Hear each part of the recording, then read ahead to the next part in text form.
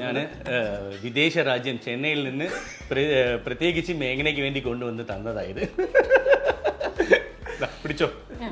അപ്പൊ ഇത് പിടിക്കാറില്ല. എന്താണ് അമ്മ വന്നപ്പോ തൊട്ട് ചോദിച്ചു.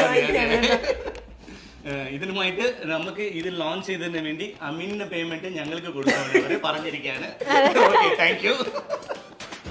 ഓ ജാം,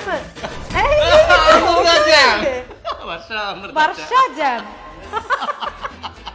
എന്തെങ്കിലും ഓർമ്മ വരുന്നുണ്ടോ? വർഷങ്ങൾക്ക് പുറകിലേക്ക് സഞ്ചരിച്ച ഒരു ഫീൽ കിട്ടുന്നുണ്ടോ? സത്യം കണ്ടിട്ട് ഭയങ്കര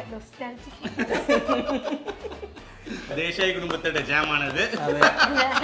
നിങ്ങൾ പോയതും മറന്നുപോയൊരു സാധനം ഞാൻ കഷ്ടപ്പെട്ട് തേടി പിടിച്ച് കൊണ്ടുവന്ന് നിങ്ങൾക്ക് തന്ന് ലോഞ്ച് ചെയ്ത ഞങ്ങളാണ്. അത് ഞാൻ നിങ്ങൾക്ക് തന്നതാണ്. അതിന്റെ അകത്ത് ഞാൻ ഓർഗാനിക് ആയിട്ട് ചെയ്തതാണ്. സൂചി ഇട്ട് വെച്ചിട്ടുള്ള ഒരു സംഭവങ്ങളൊക്കെ ഉണ്ടായിരുന്നു. ഓർമ്മയുണ്ടോ? ഓ നല്ല ഓർമ്മയുണ്ട്. അതൊന്നും ഞാൻ മറന്നിട്ടില്ല. ഷോർട്ട് ബൈ ഷോർട്ട് എനിക്ക് ഓർമ്മയുണ്ട്. എങ്ങനെയായിരുന്നു അത് തപ്പി അത് ഇട്ടതും? വലിയ അത് ആക്ച്വലി വലിയ പണിയൊന്നും ഇല്ല കേട്ടോ. ഹെവി മാഗ്നറ്റ് ആണെന്നുണ്ടെങ്കിൽ അതിനകത്ത് സൂചി ഉണ്ടെങ്കിൽ അത് വന്നോളും, ഓട്ടോമാറ്റിക് ആയിട്ട് വന്നോളും. ആ ഡീലാണെങ്കിലും പൊങ്ങി വന്നു. അല്ല നമ്മള് കുറച്ച് മുകളിലേക്ക്. മേഘനയുടെ അമ്മ ഇപ്പൊ കൂടെ വന്നിട്ടുണ്ട്. അമ്മയുടെ വലിയൊരു ആഗ്രഹമായിരുന്നു മകൾ ഇങ്ങനെ സീരിയലിൽ ഭയങ്കര അറിയപ്പെടണമെന്നുള്ള. അങ്ങനെ അമ്മയ്ക്ക് അങ്ങനെയുള്ള ആഗ്രഹങ്ങളൊന്നും ഉണ്ടായിരുന്നില്ലെന്ന് തോന്നുന്നു, എനിക്കറിയില്ല. പക്ഷെ എന്റെ അകത്തൊരു ടാലന്റ് ഉണ്ട്. അതൊന്ന് നല്ല രീതിയിലൊന്ന് മിനുക്കി എടുക്കണം എന്നുള്ളൊരു ആഗ്രഹം അമ്മയ്ക്ക് ഉണ്ടായിരുന്നിട്ടുണ്ടാവണം എന്നെനിക്ക് തോന്നി. ഞാൻ ഇതുവരെ ചോദിച്ചിട്ടില്ല അമ്മയുടെ അടുത്ത്.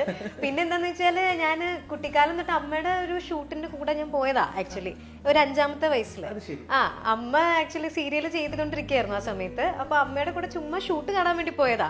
അവിടെ നിന്നാണ് എന്റെ ഫസ്റ്റ് എൻട്രി എന്ന് വേണമെങ്കിൽ പറയാം. ചൈൽഡ് ആർട്ടിസ്റ്റ് ആയിട്ട് വർക്ക് ചെയ്തിട്ടുണ്ട്. അതെ, ഞാൻ പണ്ടത്തെ പോപ്പിക്കൂടെ ആഡിന്റെ മോഡലാണ്. അല്ല മഴ മഴ കൂടെ പോപ്പിക്കൂടെ ഡങ്കി നിക്കി ഇങ്ങനെ. അപ്പൊ അതിന്റെ ഒരു മോഡലായിട്ട്, അങ്ങനെ പോപ്പിക്കുട്ടിയുടെ മോഡലായിട്ടാണ് ഫസ്റ്റ് വരുന്നത്. അപ്പൊ അമ്മയിലൂടെയാണ് എന്റെ ഈ ഫീൽഡിലേക്കുള്ള എൻട്രി എന്ന് വേണമെങ്കിൽ പറയാം. ഞാൻ ഇപ്പൊ ഇടയ്ക്ക് പറയാറുണ്ട്, ഓ ഏത് നേരത്താണോ അല്ലെ അമ്മയുടെ കൂടെ അങ്ങനെ വെറുതെ പറയാം. ഇല്ല ചുമ്മാതാട്ടോ. അങ്ങനെ ഒരു സംഭവം ഉണ്ടോണ്ടാണല്ലോ ഇപ്പൊ നിങ്ങളുടെ മുന്നിൽ ഇതുപോലെ നിൽക്കുന്നത്. അങ്ങനെയാണെങ്കിൽ ഞാനൊരു ചെറിയ ടാസ്ക് തന്നോട്ടെ അമൃതയ്ക്ക്. ടാസ്ക് പറ്റില്ല എന്ന് പറയരുത്. പറ്റില്ല എന്ന് പറഞ്ഞു കഴിഞ്ഞാൽ ചേട്ടൻ നിർബന്ധിപ്പിച്ച് സുൽസാർ ചെയ്യുന്ന പോലെ ചെയ്യിപ്പിക്കണം. ഇത് നിങ്ങൾ എല്ലാവരും ട്രാപ്പിലാക്കിയല്ലോ. ശരി എന്താന്ന് നോക്കട്ടെ, നമുക്ക് ചെയ്യാം.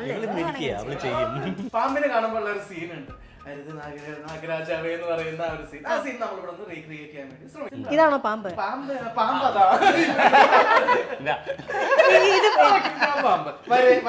ഈ തലയിലൊക്കെ ഇതുള്ളതുകൊണ്ട് ചെറിയൊരു മുടി അങ്ങനെ. ഡയലോഗ് ഓർമ്മയുണ്ടോ? എനിക്ക് ഡയലോഗ് ഓർമ്മയില്ല. അന്ന് അടുത്ത് എനിക്ക് എന്തെങ്കിലും വെച്ച് കാണും. അതിന്റെ അരുത് നാഗരാജാവേ അരുത്. ഒരാരും പ്രോംപ്റ്റ് ചെയ്ത്